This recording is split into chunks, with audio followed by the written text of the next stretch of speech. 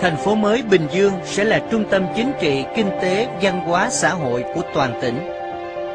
Một trung tâm đô thị hiện đại, năng động, bền vững, với đầy đủ các loại hình phát triển phục vụ trên 1 triệu người. Với hệ thống cơ sở hạ tầng đồng bộ, hiện đại, hệ thống giao thông công cộng như xe buýt, tàu điện ngầm, thành phố mới được kết nối dễ dàng với các tỉnh thành lân cận. Khách sạn, trung tâm hội nghị và trung tâm triển lãm quốc tế nằm dọc theo đại lộ trung tâm, tạo ra nhiều không gian ở, gặp gỡ, giao lưu. Chuỗi các cửa hàng, lối đi có mái che và phố ăn uống ngoài trời tạo nên một khu vực mua sắm bộ hành hấp dẫn.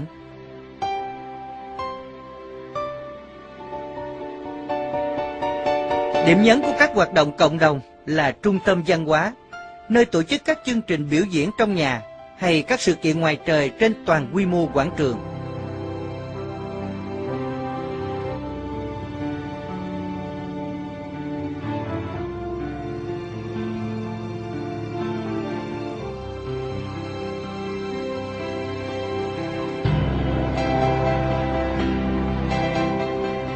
Tuyến phố mua sắm kết nối quảng trường văn hóa với trung tâm hành chánh bởi các lối đi ngầm, tách biệt người đi bộ với phương tiện giao thông.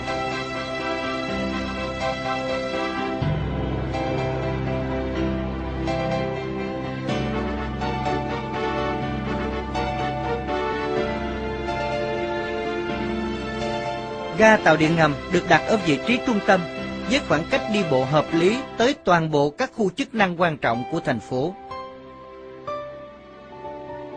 Mô hình trung tâm chính trị hành chánh tập trung là nét mới trong việc cải cách quản lý hành chánh của chính quyền tỉnh Bình Dương nhằm phục vụ hiệu quả hơn cho người dân. Toàn bộ khu hành chánh văn hóa được quy hoạch tạo nên một tổng thể đô thị đặc biệt đa dạng về không gian công cộng nhằm khuyến khích các hoạt động giao lưu cộng đồng.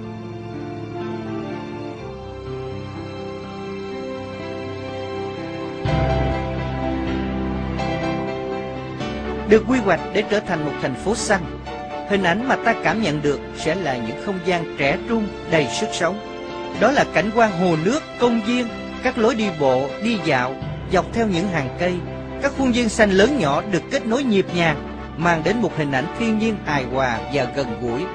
Đây cũng là một yếu tố quan trọng trong thiết kế phát triển bền vững, thành phố mới hiện đại mà lại rất gần gũi với thiên nhiên.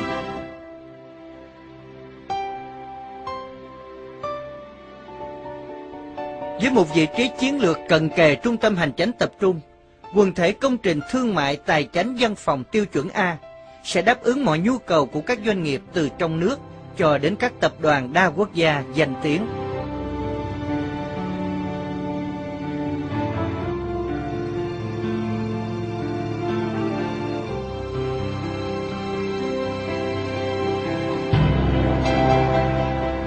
Từ trung tâm thương mại tài chánh văn phòng, với một khoảng cách đi bộ ngắn, chúng ta sẽ đến với các khu nhà ở, cửa hàng và dễ dàng sử dụng các tiện ích sẵn có của khu vực.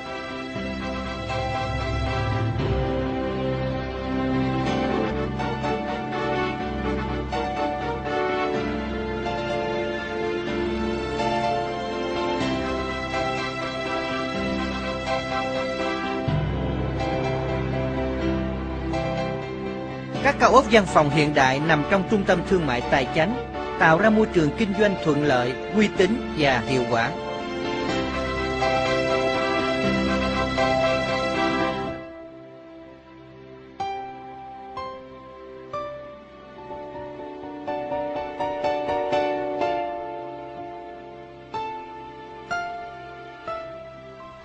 Công viên sản xuất kinh doanh công nghệ cao là một điểm nhấn nữa bên cạnh khu trung tâm tài chánh văn phòng.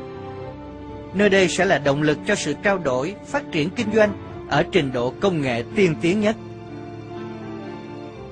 Các lối đi được phủ xanh sẽ đưa chúng ta từ khu vực trung tâm đến các khu ở lớn nhỏ khác nhau.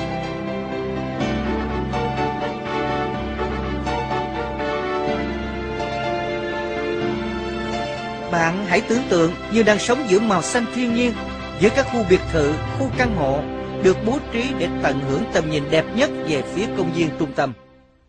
Tính đa dạng trong thiết kế và xây dựng nhà ở sẽ mang đến cho các bạn nhiều sự lựa chọn nhất cho tổ ấm tương lai của mình.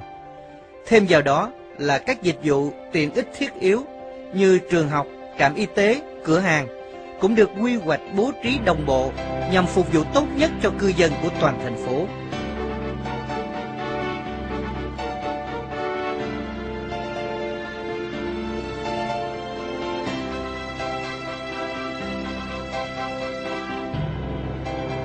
Bạn có thể hình dung dễ dàng mình đang ở điểm nào trong thành phố nhờ cách tổ chức không gian rõ ràng, mạch lạc. Tản bộ trong thành phố là một sự tận hưởng các không gian đầy ắp thiên nhiên.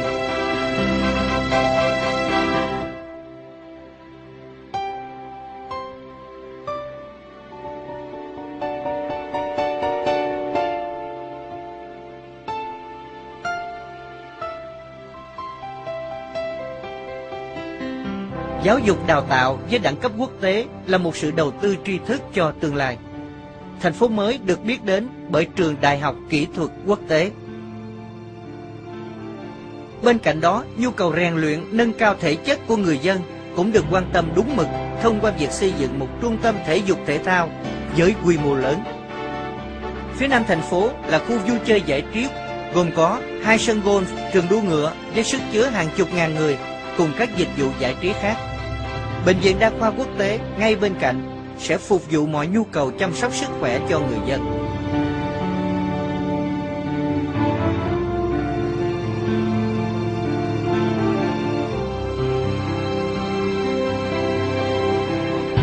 Thành phố mới Bình Dương, một thành phố thân thiện, điểm đến cho tất cả.